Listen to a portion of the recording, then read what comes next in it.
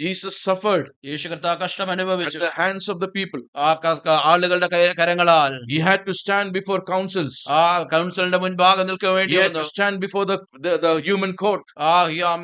മനുഷ്യരുടെ ആ കോടതിയുടെ മുൻപാകെ നിൽക്കേണ്ടി വന്നു. And he was accused of all false things. ആ തെറ്റായ എല്ലാ കുറ്റാരോപണങ്ങളും തന്റെ മേൽ കടന്നു വന്നു. Not only that, അത് മാത്രമല്ല, he was beaten. താൻ അടിക്കപ്പെട്ടു. He was scourged. താൻ സ്കോച്ച് ചെയ്യപ്പെട്ടു. Not only that, അത് മാത്രമല്ല, finally, what was the command?